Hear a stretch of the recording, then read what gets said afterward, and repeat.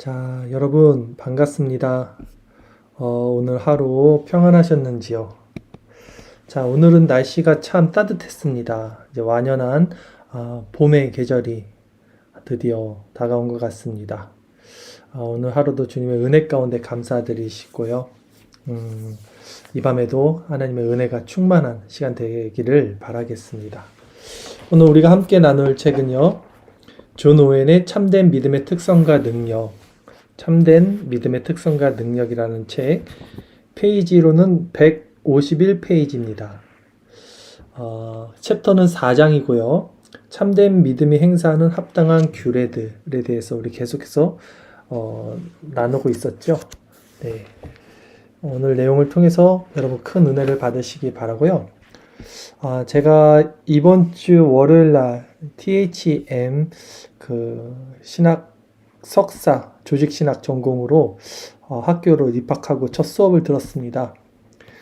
충신대학원에서 20년 동안 강의를 하셨던 조직신학 교수님께서 첫 시간에 어떻게 말씀하셨냐면, 칼빈이 개혁주의 건축자라면 오웬은 개혁주의 완성자이다. 그래서 존 오웬을 청교도 신학의 완성자라고 말한다. 이렇게 말씀하셨고요. 또 저명한 신학자죠. 제임스 패커는 자신이 오웬을 만나지 못했다면 자신은 마약 환자가 되었을 것이라 했다. 그러나 그 제임스 패커가 오웬의 글을 읽을 때마다 자신은 오웬이 뭐라 말하는지를 모르겠다고 했다. 그래서 방을 몇 바퀴 이렇게 거닐면서 돌면 조금씩 오웬의 글이 눈에 들어오더라, 이런 말을 했다고 합니다. 그만큼 존 오웬 신학이 굉장히 크고 방대하고 신학의 완성이다 라고 말할 수가 있습니다. 우리가 이런 책을 또 함께 나눔에 큰 기쁨이 있고요. 또 그 교수님이 말씀하시기를 청교도 신학의 모든 것, 마크 존스, 또 갑자기 이름이 생각이 안 나네요. 그 한 사람 같은 공동 저자가 있는데, 잠시만요. 청교도 신학의 모든 것, 이 책을 말씀을 하시면서 이 책이 너무 좋은 책이니까 꼭 읽어라, 이렇게 말씀하시더라고요. 근데 저희는 이 책을 가지고 토요일마다 성경 공부를 하고 있다는 거에 큰 자부심이 느껴지더라고요. 네, 맞아요. 조엘 비키, 그쵸? 조엘 비키와 마크 존스의 공동 저작이었던 청교도 신학의 모든 것. 어쨌든 제가 이제 학교를 다시 들어가면서 또 많은 것들을 배우고 또 인풋을 통해서 여러분들에게 좋은 아웃풋을 또 전해드리도록 하겠습니다. 자, 그러면 오늘 청교도 신학의 완성자라고 말하는 존 오웬의 글을 통해서 함께 은혜를 본격적으로 나누도록 하겠습니다. 제가 읽어드리겠습니다. 하나님을 경배하는 모든 일에서 믿음을 합당하게 행사하려면 제가 지금부터 말씀드리는 6가지 지침들을 사용하실 수 있습니다. 라고 오웬이 하나님을 온전히 경배하는 것에 있어서 믿음을 어떻게 활용하는지, 행사하는지에 대해서 6가지 지침을 말씀하고 있고요. 오늘은 시간상 제가 3가지 지침까지만 말씀을 드리려고 합니다. 지침 1, 2, 3 여기까지도 될 수 있을지 모르겠는데 다음 주까지 이어서 이 지침에 대해서 쭉 설명을 드리겠습니다. 지침 1, 하나님께 나아갈 때마다 하나님의 신성 안에 있는 완전 무결한 여러 가지 속성들을 합당하게 지각함으로써 여러분의 마음이 항상 감동되어 있도록 힘쓰십시오. 특히 하나님의 주권, 거룩하심, 광대하심, 그리고 편재하심, 어디에도 있다는 무소부유의 하나님이시죠? 등을 합당하게 지각함으로써 여러분의 마음이 항상 감동되어 있도록 힘쓰십시오. 이렇게 하면 여러분 자신이 하나님 앞에서 얼마나 미천한 존재인지도 실감하게 될 것입니다. 하나님을 경배하는 일의 성격상 이 일은 반드시 필요한 일입니다. 그렇기 때문에 성경은 하나님에 관하여 말할 때마다 우리 안에 그런 마음의 상태를 불러일으킬 수 있는 표현들을 골라서 하나님을 묘사하는 것입니다. 여호수아가 이스라엘 백성을 깨우쳐 하나님을 합당한 방식으로 섬기는 신앙으로 그들을 이끌고자 했을 때 여호수아는 그들에게 바로 이것을 알게 하고 싶었습니다. 히브리서 기자 역시 바로 이것을 우리에게 명령하고 있습니다. 여호수아 24장 19절 22절, 히브리서 12장 28, 29절 말씀 같이 제가 읽어드리겠습니다. 여호수아가 백성에게 이르되 너희가 여호와를 능히 섬기지 못할 것은 그는 거룩하신 하나님이시오 질투하는 하나님이시니 너희 허물과 죄를 사하지 아니하실 것임이라. 만일 너희가 여호와를 버리고 이방 신들을 섬기면 너희에게 복을 내리신 후에라도 돌이켜 너희에게 화를 내리시고 너희를 멸하시리라. 백성이 여호수아에게 말하되 아니니이다. 우리가 정녕 여호와를 섬기겠나이다. 여호수아가 백성에게 이르되 너희가 여호와를 택하고 그를 섬기리라 하였으니 스스로 증인이 되었느니라. 그들이 가로되 우리가 증인이 되었나이다. 여호수아는 하나님에 대한 지식이 있었습니다. 그는 하나님을 어떻게 말했습니까? 너희가 여호와를 능히 섬기지 못할 것은 그는 거룩하시고 반대로 너희는 거룩하지 못하기 때문이다 라는 것이죠. 또한 히브리서 기자도 이렇게 말합니다. 그러므로 우리가 진동치 못할 나라를 받았은즉 은혜를 받자 이로 말미암아 경건함과 두려움으로 하나님을 기쁘시게 섬길지니 우리 하나님은 소멸하는 불의 시민이라. 아멘.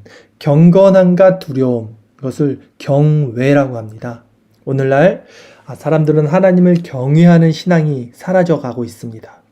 진정 하나님을 공경하고 또 두려워하고 이런 경외의 신앙이 우리에게 진정 하나님을 아는 지식 가운데 참된 믿음이라 확증합니다. 또한 성경은 우리 안에 그런 마음의 상태를 불러일으키기 위해서 하나님에 대한 영광스러운 서술적 묘사와 하나님의 영광스러운 현현을 수없이 말하고 있습니다. 만일 우리가 그런 마음의 상태를 갖지 못한다면, 만일 하나님에 대한 경건한 생각과 하나님의 거룩하심과 위대하심에 관한 생각으로 우리 마음을 채우지 못한다면 우리는 하나님을 경배하는 일에 속하는 모든 의무 안에서 믿음을 행사할 수 있는 준비를 전혀 갖추지 못하게 됩니다. 이 부분 다시 한번 확인해 보세요. 자, 인간의 마음, 인간의 생각, 인간의 뇌는요, 하루 생각할 수 있는 할당량이 있습니다. 정해진 양을 채우면 더 사고하지 못하고 잠을 자고 일어나야지 리셋이 된다고 합니다. 그런 측면에서 우리가 우리 마음 가운데 하나님에 대한 생각, 하나님의 거룩하심과 위대하심에 관한 생각으로 마음을 채우지 못한다라는 것은요, 결국 다른 것으로 이 마음이 채워졌다는 말과 같다는 것이죠. 아침에 일어나서 우리가 지금까지 살아오면서 알게 모르게 너무나 습관적으로 우리가 행했던 모든 것들을 생각해 보십시오. 핸드폰을 통해서, 인터넷을 통해서 전혀 무익한 것들을 우리 안에 그 쓰레기들을 머릿속에 계속 채웠습니다. 그 시간 때문에 결국 하나님에 대한 생각, 경건한 마음이 우리 안에 채워지지 못하는 것이 오늘날 현대인들의 모습이라는 것입니다. 제가 요즘에 인터넷을 정말 절제하고 있습니다. 너무나 유익합니다. 생각과 마음이 너무나 깨끗해지고 너무나 단순해지면서 그 남는 시간에 오히려 하나님에 대한 것을 묵상할 수 있게 됩니다. 이 신앙이 엄청 유익하다는 것을 확신하고 여러분들에게도 말씀드리겠습니다. 하나님에 관한 경건한 생각으로 우리 마음을 채우는 것, 이것을 행할 때 비로소 우리는 은혜를 합당하게 활용할 수 있는 출발점에 서 있게 됩니다. 만일 이것이 우리에게 없다면 그 어떤 거룩한 생각과 정서도 우리 마음에 들어올 수 없습니다. 결국 그렇게 될 수 없습니다. 이와 반대로 이것이 우리에게 있다면 우리 마음은 의무를 행할 때마다 어떤 방식으로든 반드시 은혜로운 역사를 행하도록 되어 있습니다. 여러분들이 혹 이렇게 말씀할 수 있겠습니다. 하루 동안 너무 바빠서, 너무 정신없어서, 너무 사람들 인간관계에 설켜 있어서 경건한 것을 추구하지 못했습니다. 아니요. 그렇지 않습니다. 저도 직장 생활을 하고 사람 관계 안에 계속해서 8시간, 9시간을 있지만 그럼에도 우리 마음을 하나님으로 가득 채울 수 있고 마음을 지킬 수 있고 그 마음의 원리 안에서 사람들과 교제를 나눌 수 있습니다. 그만큼 우리 마음의 중심이 하나님으로 채워져 있다면 어떤 환경, 처지, 여건 속에서도 우리는 하나님으로 채울 수 있다는 것입니다. 만일 의무를 이행하기 시작하는 출발점에서 이것이 우리에게 없다면 우리에게는 의무를 이행하는 데 걸림돌과 장애물이 되는 것들만 가득할 것입니다. 틀림없이 그럴 것입니다. 반대로 하나님께로 나갈 때마다 하나님에 대한 경건한 생각으로 우리 마음을 가득 채운다면 우리가 행하는 의무를 실추시키는 불필요한 모든 무례함은 추방될 것이며 육적이고 형식적인 마음의 모든 상태도 제거될 것입니다. 육은 영을 거스리고요. 영은 육을 거스릅니다. 둘 중 하나를 인간은 택할 수밖에 없습니다. 그러므로 하나님께로 나아갈 때마다 이와 같은 생각으로 여러분의 마음을 지키도록 하십시오. 그러면 여러분은 이 책에서 말하고 있는 바 믿음을 행사할 기회를 언제나 갖게 될 것입니다. 하나님에 관한 경건한 생각으로 우리 마음을 채우게 되면 우리는 우리 자신이 하나님 앞에서 얼마나 미천한 자들인지를 동시에 깊이 깨달을 수 있습니다. 우리 자신에 대한 이런 깨달음은 우리를 장려하여 경외하는 마음과 경건한 두려움으로 믿음을 합당하게 행사하도록 만드는 또 다른 수단입니다. 아브라함은 자기 자신에 관해서 그와 같은 깨달음을 가졌기에 마음의 깊은 감동을 받았고 하나님 앞에서 경외하는 마음과 경건한 두려움으로 행할 수 있었습니다. 또한 이것은 전도서 기자가 우리에게 명하는 것이기도 합니다. 읽어드리겠습니다. 창세기 18장 27절 아브라함이 말씀하여 가로되 티끌과 같은 나라도 감히 주께 구하나이다. 전도서 5장 2절 너는 하나님 앞에서 함부로 입을 열지 말며 급한 마음으로 말을 내지 말라.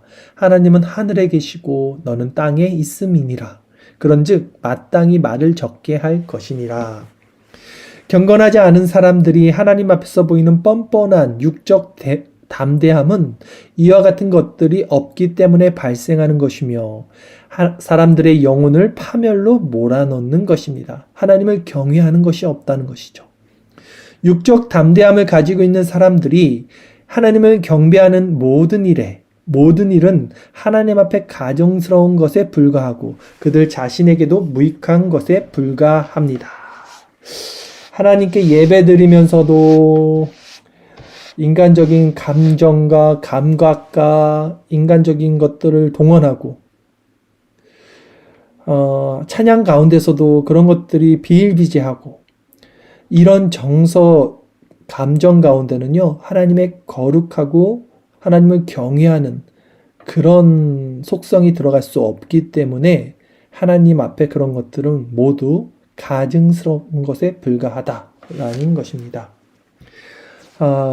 하나님을 경배하는 일에 믿음을 합당하게 행사하는 두 번째 지침에 대해서 말씀드리겠습니다. 하나님의 거룩하심과 위엄에 비추어 보면 여러분이 행하는 최선의 의무조차도 결코 하나님께 합당한 것이 되지 못한다는 사실을 제대로 지각함으로써 여러분의 마음을 감동시키십시오. 어떤 말씀이냐면 여러분이 성령 충만해지고 하나님을 인격적으로 깊이 알게 될 때 일어나는 반응 중에 하나가 여러분이 하나님께 드리는 최대치의 행위가 아무것도 아니라는 것을 깨닫게 된다는 것입니다. 여러분이 드릴 수 있는 아주 절대 가치의 모든 것도 결코 하나님 앞에서는 티끌 같은 아주 작은 공로도 아닌 공로임을 여러분들은 자각한다는 말입니다. 어떻게 그게 되는지는 모르겠지만 성령께서 그렇게 우리를 인도하십니다. 그 말씀이죠. 하나님의 거룩과 위엄에 비추어 볼 때 여러분이 행하는 최선의 의무조차 결코 하나님께 합당한 것이 되지 못한다는 것을 지각함으로 여러분 마음을 감동시키십시오. 아울러 그처럼 보잘것없는 여러분의 의무 이행을 선뜻 용납해 주시는 하나님의 무한한 겸양을 제대로 지각함으로써 여러분의 마음을 감동시키십시오. 그러나 하나님은 우리의 그 비천한 마음, 우리의 예배, 우리의 모든 행위도 기뻐 받으신다는 것이죠. 그것에 우리 마음을 감동시키라는 것입니다. 다음과 같이 몇 가지를 가정해 보십시오. 우리가 의무를 이행할 때마다 최고로 탁월하고 최고로 생기 넘치는 은혜의 활동이 그 의무 이행 안에 있다고 가정해 보십시오.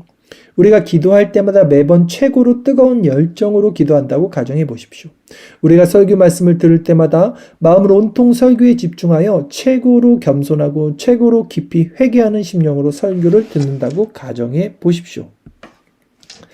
우리가 하나님을 경배하는 다른 의무를 이행할 때도 매번 불붙는 심정으로 하나님을 경배한다고 가정해 보십시오. 하지만 거룩하시고 어미로우신 하나님 앞에서 이 모든 것이 무슨 가치가 있겠습니까? 하나님의 무한하신 거룩하심에 비추어 볼 때 이 모든 것은 얼마나 보잘것없는 것들입니까? 욥기 4장 18, 19절 하나님은 그 종이라도 오히려 믿지 아니하시며 그 사자라도 미련하다 하시나니 하물며 흙집에 살며 티끌로 털을 삼고 하루살이에게라도 눌려주를 자이겠느냐. 욥기 15장 16절 하나님은 그 거룩한 자들을 믿지 아니하시나니 하늘이라도 그의 보시기에 부정하거든 하물며 악을 짓기를 물 마신 같지 않은 가증하고 부패한 사람이겠느냐. 시편 16편 2절 말씀 내가 여호와께 아뢰되 주는 나의 주시오니 주밖에는 나의 복이 없다 하였나이다.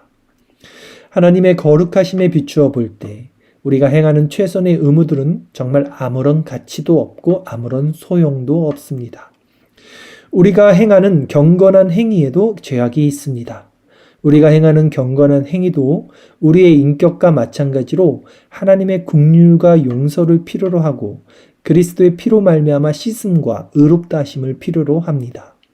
그러므로 하나님께서 우리에게 그리고 우리의 그런 경건한 행위에 은총을 베풀어 주시는 것은 정말로 무한한 겸손이 아닐 수 없습니다.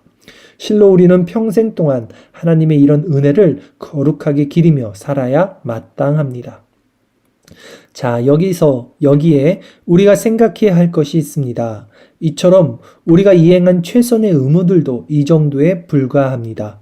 우리가 소유하게 되는 최선의 마음 상태도 이 정도에 불과합니다. 그럴진대 하물며 하나님을 경배하면서도 그 안에서 믿음을 합당하게 행사하지 않음으로써 생기도 전혀 없이 그저 의무만 형식적으로 간신히 이행하는 것은 하나님을 얼마나 크게 모욕하는 나태함과 태만함이겠습니까? 또한 이런 우매함을 얼마나 지독한 어리석음이겠습니까? 아시겠습니까?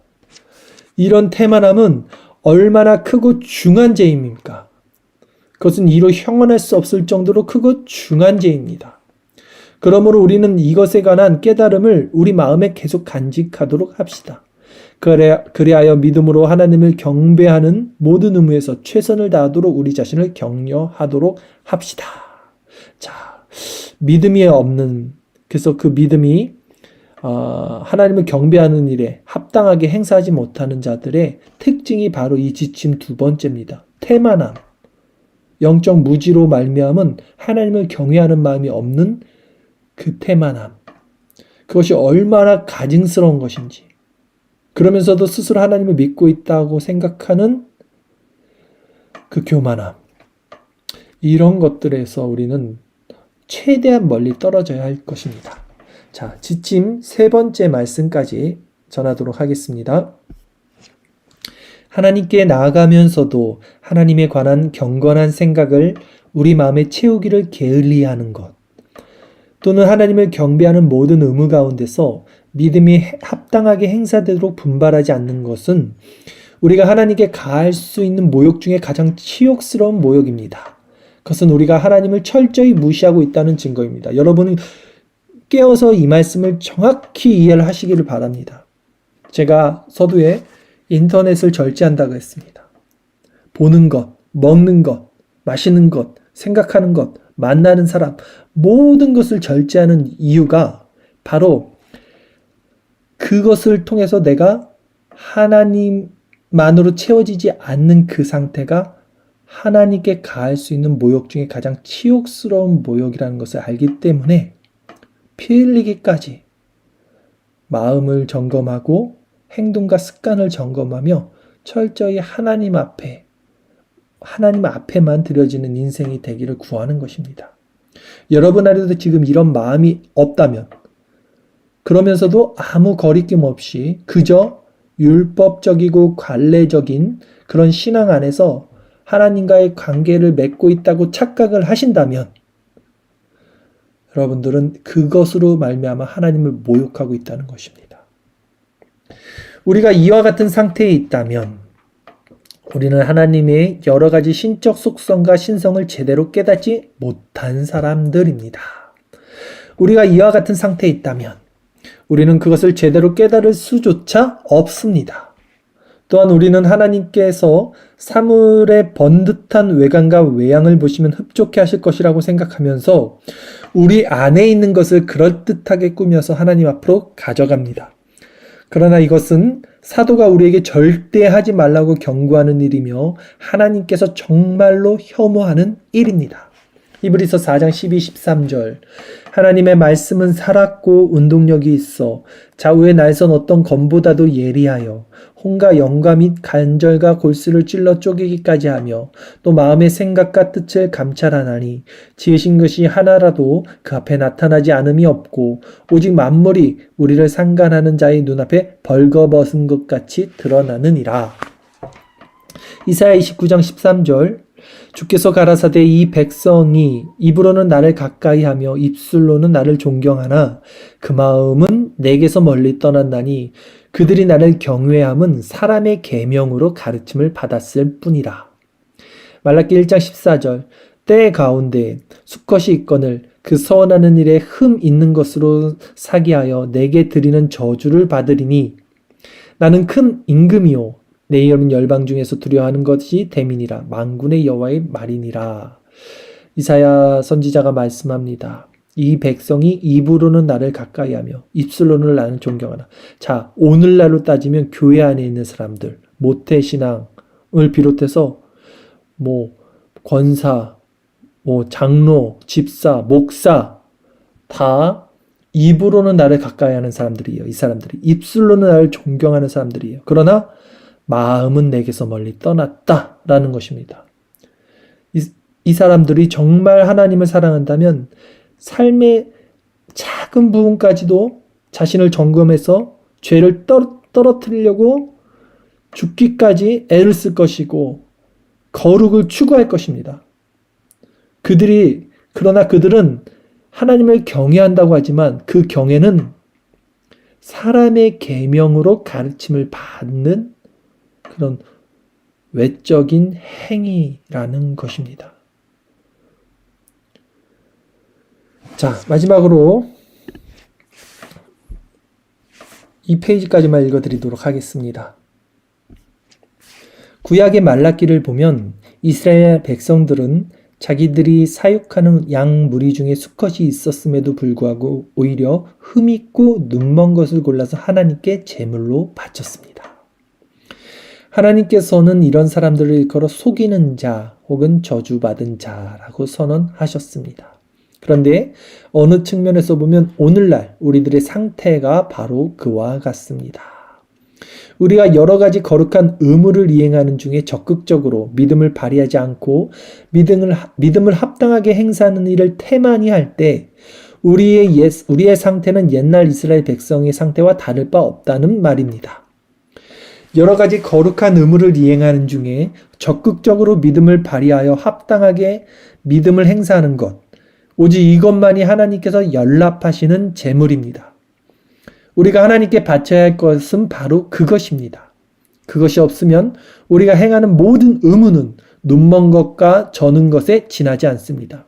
또한 악취가 진동하는 것, 썩은 것에 지나지 않습니다. 의무를 이행하는 것과 관련하여 사람들에게 비참한 일이 세 가지 있습니다. 첫 번째 비참함은 자신이 마땅히 이행해야 하는 의무를 망각하는 것입니다. 두 번째 비참함은 의무를 한없이 늘려가면서 늘어나 의무에 짓눌려 부담을 느끼고 허덕이는 것입니다. 율법주의죠. 마지막 세 번째 비참함은 의무에는 참여하지만 거기에서 아무런 유익을 얻지 못하는 것입니다. 이와 같은 것들도 비참한 일일진데 이와 같은 것들을 통해서 사람이 하나님의 영광에 전적으로 도전한다는 것은 얼마나 더 비참한 일이겠습니까? 사람들이 마음의 완고함과 완악함을 더욱 비참한 일이겠습니까? 그러므로 시편 기자의 말을 빌어서 여러분을 권면합니다. 시편 4편 4절 너희는 떨며 범죄치 말지어다. 자리에 누워 심중에 말하고 잠잠할지어다. 하나님을 두려워하십시오. 하나님을 경외하십시오. 우리는 의무를 이행하는 중에 믿음을 행사함으로써 하나님을 하나님으로 영화롭게 할 수 있고 하나님을 우상으로 대하지 않을 수 있습니다. 그러므로 여러분이 마음이 언제나 이 같은 믿음을 행사할 수 있기까지는 시편 기자가 말하는 일을 계속 행하십시오. 오늘 하나님을 경배하는 일에 믿음을 합당하게 행사하는 세 가지 지침에 대해서 말씀을 드렸고요. 다음 주에 이어서 나머지 세 가지 지침에 대해서 말씀을 드리겠습니다.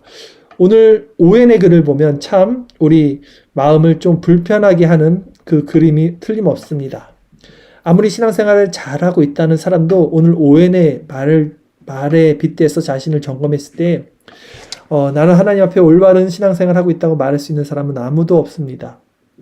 그러므로 오늘 이 시간 우리 함께 기도하며 나아갈 때 우리의 비참함, 우리의 형식적이고 외식적인 신앙을 이 시간 하나님의 빛으로 비춰달라고 기도하시고 우리 안에 잘못됐던 것, 죄인지도 몰랐지만 하나님을 경외하지 못하고 하나님을 오히려 대적하고 있었던 것, 하나님을 만홀히 여겼던 것, 그런 것들을 드러나게 해달라고, 그것을 통해서 우리가 진정 하나님을 대적하는 모든 나쁜 습관들을 끊어낼 수 있는 용기와 지혜를 구하시고요. 결단의 시간까지도 하나님께서 우리를 허락하시기를 구하며 이 시간 거룩한 삶을 위해서 나가기를 소망하는 마음으로 함께 기도드리도록 하겠습니다.